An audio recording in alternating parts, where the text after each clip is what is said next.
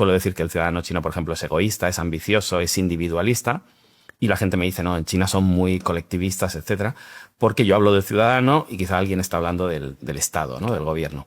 Entonces, es diferente. Pensamos que nuestros mercados acopian el 80% del mundo, el 90%, y luego habrá países erráticos que no se adaptan a mi cultura. No, no. Tú eres la esquinita. Al final, la historia está en que da la sensación de que ese mileurista en China vive mejor que el mileurista en España de calle. Absolutamente. De calle. 大家好，今天这期视频给大家带来的是一场颇有争议的西班牙访谈节目。节目中，一位名叫阿德里安·菲迪亚兹的西班牙学者从人工智能、企业竞争一路聊到中国人的生活方式，并抛出了一个相当扎心的观点：同样的收入，在中国生活可能比在西班牙甚至一些西方国家过得更好。这话听起来是不是有点不可思议？毕竟在很多人的印象里，西方国家收入更高，生活水平更高，中国普通人的工资既然比不上，日子自然也应该差一截。但问题来了，工资高就真的代表生活质量高吗？这位学者认为，不能只看工资数字，纽约、旧金山、巴黎这些城市工资确实高，但房租、医疗和生活成本同样高得吓人。反观中国，虽然收入相对较低，但庞大的制造业和本土市场让很多商品和服务的价格也低了不少。甚至一款搭载人工智能的毛绒玩具都让他感叹中国的消费能力。那么，一个西班牙人为什么会得出这样的结论？中国人的工资明明没那么高，为什么实际生活却可能更划算？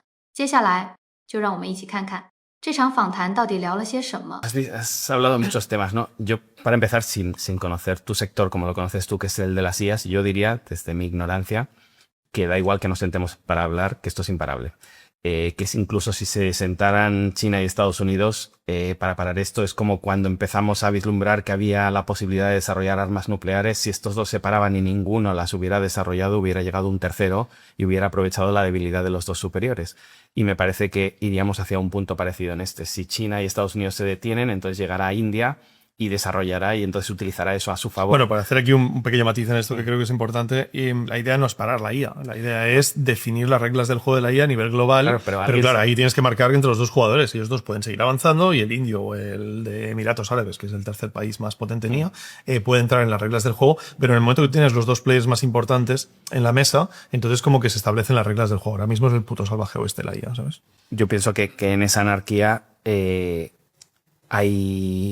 hay un potencial económico, es decir, cuando cualquier cosa, ¿no? Como en las drogas legales e ilegales, en el momento en que los dos grandes países se sentaran y dijeran esto es ilegal, aparecería un tercero que diría yo puedo producir lo que es ilegal y por tanto ahí hay un margen para arbitrar, ¿no? Eso como salvedad inicial, pero como digo, tú conoces más sobre eso. Lo segundo que dices me parece súper interesante, lo que dices de que China ni siquiera... no sé cómo lo has definido, pero ha sido perfecto. No sabe ni que hay una mesa. Sí, no, anteriormente has dicho algo como ellos van como si el resto del mundo no existiera y esto sucede por lo mal entendido que tenemos China, porque a veces hablamos de China como un ente y a veces digo, cuando hablamos de China, China hace esto, China piensa esto. Hay como mínimo 3 grandes grupos de cosas que podríamos pensar. Uno es el gobierno chino. Otras son las empresas chinas, y aquí podríamos subdividir entre empresas con inversión estatal o estatales, empresas privadas, etcétera, y otra los ciudadanos chinos, ¿no? Cuando yo suelo decir que el ciudadano chino, por ejemplo, es egoísta, es ambicioso, es individualista, y la gente me dice, no, en China son muy colectivistas, etcétera, porque yo hablo del ciudadano y quizá alguien está hablando del Estado, ¿no? Del gobierno. Entonces, es diferente. Cuando tú estás viendo ese caos, esa guerra interna, estás definiendo justamente lo que te he explicado antes, que es dentro de ese marco que ha definido el gobierno chino, las empresas ahí se están matando, están creciendo, están compitiendo entre ellas, sin importarles, no solo el resto del mundo, sin importarles su propio gobierno. Y eso es lo que va en contra de toda la narrativa que nos explican, como que el gobierno a través de los planes quinquenales crea unas estructuras muy férreas y entonces todo el mundo se adapta por ahí porque si no te sales un segundo te cortan la cabeza. No. Pero ese marco es gigantesco y dentro de ese marco se pueden hacer la mayor parte de cosas que no se pueden hacer en el resto del mundo. Y ahí están las empresas compitiendo. De hecho, el propio gobierno chino, hay un término que es el neizhuan, que se ha popularizado en los últimos años, que es como el de una... bueno, por definirlo fácilmente, es que estamos compitiendo a unos niveles que hay una destrucción de capital tal que si tú y yo bajamos nuestro margen hasta que ganamos 1 céntimo cada uno, al final yo voy a ganar, tú te vas a destruir, toda tu inversión va a quedar en nada, se va a tirar a la basura y total para que yo haya ganado 1 céntimo, ¿no? Porque hay cientos de empresas, si no miles, en cada sector compitiendo para ganar un centavo. Y han bajado tanto eso. Eso el propio gobierno chino se está enfrentando porque no es capaz de parar eso. Porque no es capaz de parar esa anarquía interna que hay entre las empresas compitiendo, bajando precios, buscando esa excelencia en la frontera que me diferencie de los demás y que por tanto el winner take all me acabe dando todo el mercado para mí y por tanto si puedo bajar 1 centavo más para arruinar al de al lado. Todo eso ocurre, claro, cuando tú vas desde fuera y dices, wow, estos no están pensando en nosotros. No saben ni que nosotros existimos. Efectivamente, no lo saben. No saben, y esto es así. Pero claro, tú lo ves desde un punto de vista de responsabilidad global, de tendríamos que sentarnos todos por el bien de la humanidad y ellos están pensando en dar de comer a sus accionistas. Es lo único que piensa un empresario. Claro, entonces al final lo que quieres decir es que tienen demasiado en sus manos ya de por sí como para preocuparse de lo de más allá, ¿no? Es que al final la gente no acaba de entender tampoco que el volumen de China es tan grande que prácticamente, o sea, es absolutamente absurdo, ¿no? Y con lo cual es lógico también que mercados como China e India tengan un mercado local mucho más grande del que tiene España o del que tiene Alemania, que somos 4 gatos comparado con la cantidad de gente que son, ¿no? Entonces ahí tienen un montón de curro por hacer, ¿no? Y tienen, pues yo qué sé, no necesitas que tu aplicación de mensajería sea global cuando tienes 1.200 millones de personas en casa, ¿no? Y con lo cual ahí que ese mercado es más que de sobra para desarrollar. No sé si probablemente WeChat tiene más usuarios probablemente que WhatsApp, ¿no? Entonces al final hablamos de cosas que son... Sí, hay datos que se comparan, son 1.500 millones en China, hay datos que 1.500 ya, madre mía. son datos que se comparan siempre. China, una empresa solo vende en el mercado chino tanto como está en todo el planeta, ¿no? Estos son los datos, ¿no? Hace poco hace muchos años, pero hace poco volví a hablar del Baijiu, la bebida china, que se vende más Baijiu, se bebe más Baijiu en China, solo esa bebida, solo en China, que vodka, ginebra, tequila, 2 o 3 más, whisky, ron, en todo el planeta. Entonces, claro, y dices, ¿serán unos alcohólicos? No, es que son 1.500 millones. Entonces, aunque tú pienses que tus bebidas, tu ron, tequila y tal, están expandidas por todo el mundo, hay una gran parte del mundo que no bebe quizá lo que tú piensas que es tan grande. Y yo suelo decir Occidente, que suele decir, el mundo ha decidido invadir este país, el mundo ha decidido sancionar a este país. El mundo, lo que nosotros consideramos el mundo, es una esquinita del mundo. No llega al 20% del mundo. Pero claro, es los que pensamos que toman las decisiones en el mundo. Entonces, ha llegado otra esquinita, que es China, que es otro 20%, hay otra esquinita que es India, que es otro 20%, y hay otra esquinita que es África, toda combinada, que es otro 20%. Entonces, claro, estamos acostumbrados o pensamos que nuestros mercados acopian el 80% del mundo, el 90%, y luego habrá países erráticos que no se adaptan a mi cultura. No.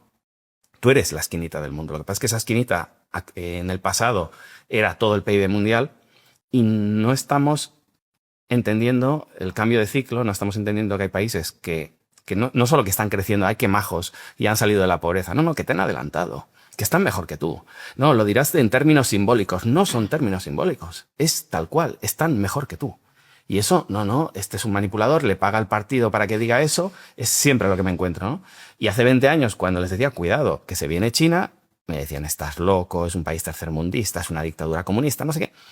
Y ahora, cuando ya no te pueden decir estás loco, es sí, pero bueno, pues todas las otras narrativas que te cuentan para intentar...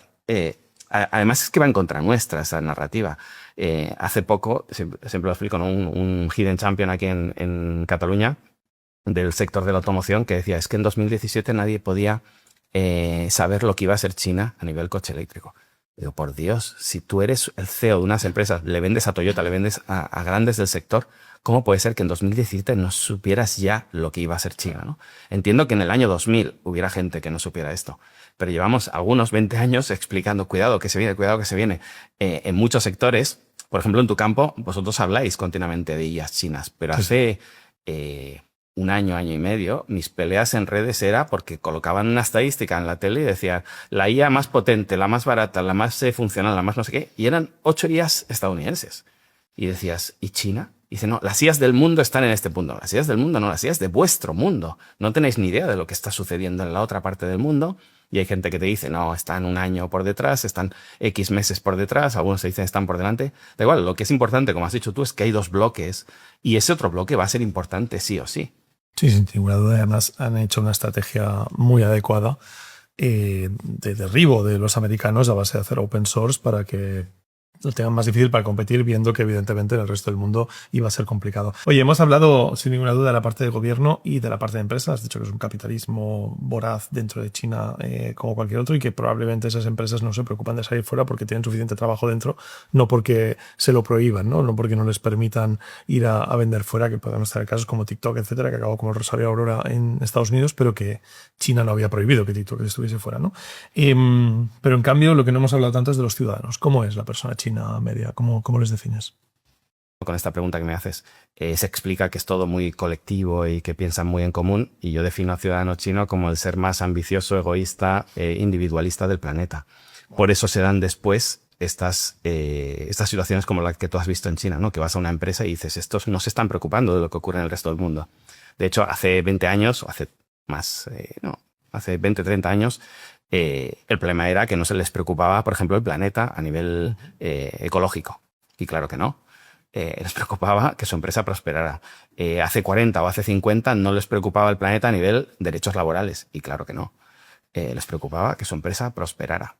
Hoy en día, cuando dicen, no, es que el gobierno lo organiza todo, por ejemplo, a mí me opongo a la retórica oficial, digo, no, el gobierno ha dejado vía libre para que las empresas automaticen a nivel máximo, generando, oficialmente ha habido en los últimos 10 años 10 millones de puestos de trabajo que se han perdido por culpa de automatización. ¿En cómputo global? Sí. O sea, están en menos 10 millones. No. Entre lo que ha entrado y lo que ha salido. No. O sea, se han eliminado 10 millones de empleos, pero se habrán generado otros. Exacto. Vale. Entonces, oficialmente 10 millones, extraoficialmente 30 millones, porque había mucho salario en negro. Vale. Y aún así tienen una tasa de desempleo residual, estructural. Y esto ocurre porque se le ha dado libertad a las empresas para despedir, para automatizarse, caiga quien tenga que caer. Y muchas empresas, por ejemplo, se llenó de deliveries China, y eran, cuando tú les preguntabas, cuando tú hablabas con ellos, eran antiguos trabajadores de fábricas que habían automatizado y decían, a mí me han echado de la fábrica y me he puesto a hacer deliveries, ¿no? Esto para explicarte cómo la prosperidad, si quieres, individual o de empresa, está por encima de cualquier otro factor. Y esto es algo por lo que el gobierno chino está intentando cambiar esa mentalidad de sus ciudadanos. Te hablaba antes del Deng Yuan y decir, bajemos un poco el pie del acelerador. Claro. Ahora, por ejemplo, me han mencionado muchas veces en Twitter y en otros canales porque me dicen, se acaba de aprobar, un juez chino acaba de decir que esta es la noticia, pero estas son las noticias que no sirven absolutamente para nada. Unos la usan para atacar a China y otros la usan para estar orgullosos de China. Mira cómo se protege en China los empleados. Vamos en contexto a la gente, porque sí. Yo la he reportado hace poco, imagino que es la que... Sí, ¿no? Pues que un tribunal ha dicho que no se puede sustituir ningún puesto de trabajo por una IA, solo por el hecho de la eficiencia. Sí, entonces, justamente en el último vídeo, hace relativamente poco, hacía un vídeo en el que explicaba que no es así, no es lo que se ha dicho. Lo que ha pasado es que había un tío que lo han echado por sustituirlo por una inteligencia artificial y se ha ido a una corte local y en la corte local le han dado la razón de que no era suficiente razón para despedirlo, pero no que el gobierno chino haya prohibido sustituir empleos por IAs, que ni de coña, ¿no? Pero tú has hecho ese ejercicio de profundización. Yo me paso todo el día, por eso quizá a veces estoy a la defensiva intentando justificar todo lo que no es cierto que se supone que ocurre en China. Y eso, el problema que tienes es que tienes a los dos bandos del mundo defendiéndote esa noticia como buena. Los que acusan a China de autoritario y los que dicen, fíjate cómo se defiende el trabajador en China, mientras aquí queréis que se desregularice. No. China se va a desregularizar al máximo para que se pierdan el máximo, no para que se pierdan, pero para que entienda la audiencia, para que se pierdan el máximo número de puestos de trabajo que sea necesario perderse con tal de que lideremos en este sector igual que lideramos en cualquier otro. Y gracias a liderar en este sector se van a generar una serie de puestos de trabajo mientras el resto del mundo debate que van a hacer que toda esa gente que ha perdido el puesto de trabajo lo encuentre en otros sectores de la sociedad. Esa es la teoría. Eso es lo que ha pasado. Sí, sin duda. El análisis es bastante certero.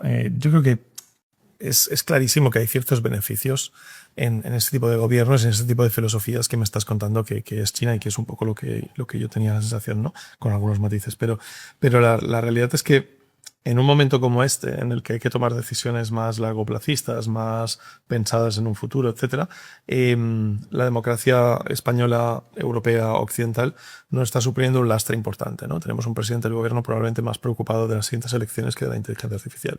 Entonces ahí es algo que, pues evidentemente, en China no pasa. Y eso siempre he reconocido, y lo digo muchas veces, que es un beneficio gigantesco que a día de hoy igual nos tiene un coste enorme, ¿no? Y eso es algo que está claro. Yo creo que estamos de acuerdo en eso, que no se puede parar la inteligencia artificial y no va a valer con prohibirlo, porque estamos en un mundo globalizado donde si no lo haces tú lo va a hacer Irlanda, o lo va a hacer Portugal, lo va a hacer Marruecos, y estamos igual de jodidos. Con lo cual hay que encontrar, pero no es fácil porque al final, si vienes de una cultura como la China, igual ese trabajador que es despedido, igual lo ve como razonable, ¿sabes? Pero en cambio aquí Absolutamente. es otra percepción.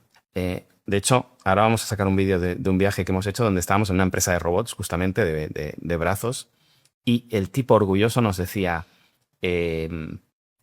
hoy tenemos a humanos fabricando robots, mañana tendremos a robots fabricando robots.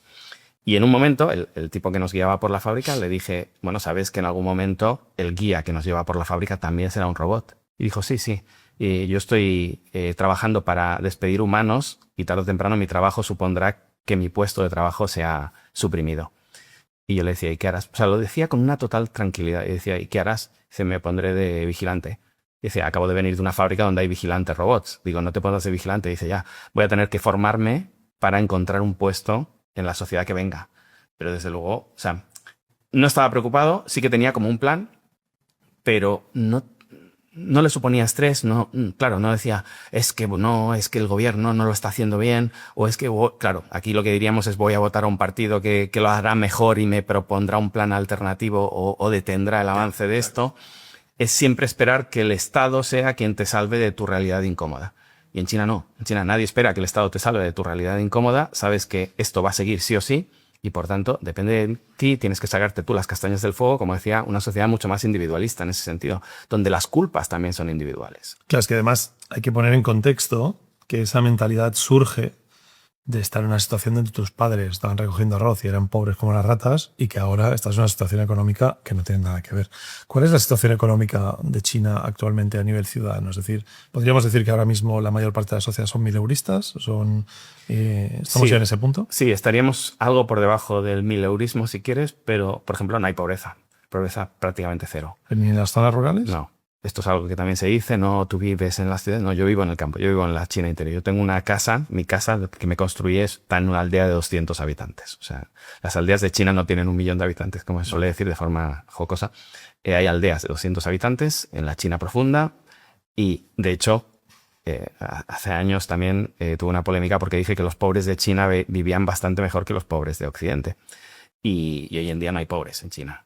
Yo también, dependiendo de cómo consideremos pobreza. Yo sé que esto te genera como... No, pero que me parece surrealista, Sí. Pero es cierto, cuando yo estuve en Shenzhen, y yo pensaba, esto es Shenzhen, ¿sabes? Pero es cierto que en Shenzhen no vi ni un homeless, ¿sabes? O sea, y si lo ves, tampoco, imaginé que no estaban, porque igual tampoco el gobierno los permitía, ¿no? Claro, pero, sí, claro, los tienen apartados en esquinas. en campos de concentración, sí. ¿no? Imagínate. Pero la historia es pero que... ves que tú mismo... Claro, te empujas hacia allí en lugar de aceptar la realidad de que no los hay, ¿no? Entonces, esa fue un vas poco encontrando excusas, no digo tú, pero en general el occidental medio que visita China le va sorprendiendo todo, pero va encontrando excusas para que su retórica anterior siga cuajando con lo que ve. Pero lo que ve no encaja con nada de lo que se pensaba que sabía, ¿no? Yo cuando llevo a viajeros a China, lo primero que les digo el primer día de viaje es vamos a desaprender todo lo que pensamos que sabemos sobre China, vamos a vaciar esto y vamos a empezar a absorber desde cero, porque os va a ayudar muchísimo. No, te vas a la China interior y en la China interior no hay pobreza. Yo defino pobreza como ausencia de trabajo. Es decir, todo aquel que no pueda ganarse la vida es pobre. Y en China, la tasa de desempleo es negativa. Te decía antes que es estructural, pero es estructural por una serie de factores, pero es negativa. Es decir, faltan trabajadores en China, faltan trabajadores en la mayor parte de industrias. Entonces, es verdad que hay gente en las zonas interiores que viven de una forma que a nosotros nos parecería, pues la casa no está, todavía está de barro, no tiene la pintura blanca por encima, sí. Ese tipo podría irse a trabajar a la costa, ganarse un sueldo y poder pintar la casa, sí. ¿Por qué no lo hace? Porque quiere. Para mí esa persona es más rica que la que vive en Shanghai cobrando 10 veces más y viviendo así, que es como se vive hoy en día en las zonas más modernas, que se han europeizado. Es decir, la gente se piensa que Shanghái es la ciudad más rica de China y probablemente sea la ciudad donde peor se vive de China. Entonces tenemos también ahí todos los conceptos mal. Vivir bien no es poder tener 2 coches, llevar a tu hijo a una escuela privada, no sé qué, y tener la carrera de la rata con un estrés que te provoca, que sí es cierto, hay aumento de suicidios, hay aumento, bueno, pues todas las cosas que han sufrido Occidente, y también ellos vienen del lado de Japón, Corea, todas esas ideas que hemos visto primero en Japón con la presión laboral y después escolar, suicidios de niños, etcétera, todo esto sí que se va viendo. O sea, si queremos criticar a China, hay argumentos más profundos para entrar ahí y me parecen más loables, pero el tema de la pobreza, que es que sé que no era una crítica a lo tuyo, pero realmente no hay pobreza en China. Y hay una excepción a esto, que siempre digo, que es la sanidad, al contrario de lo que explican desde los que adoran a China, es de pago en China y no es universal. Entonces, es cierto que cuando tienes un problema físico, sí que puede ser que no tengas dinero para pagar esa recuperación y por tanto no puedas trabajar.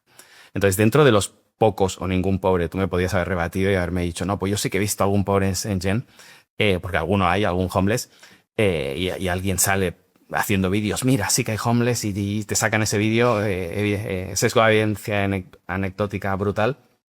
Pero se da por 2 razones.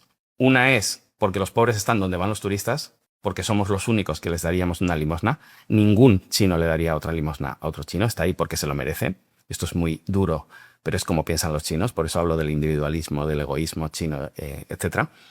Entonces están ahí porque vas tú, si tú vivieras en China y vivieras en un barrio como chinos, nunca verás un homeless. Y lo segundo es, si ves una persona con necesidades, un pobre real, será un pobre que tiene algún problema físico y esa persona no puede pagarse la recuperación y no puede trabajar. Entonces, ese porcentaje mínimo, esos serían los que yo considero que sí que hay pobres en China.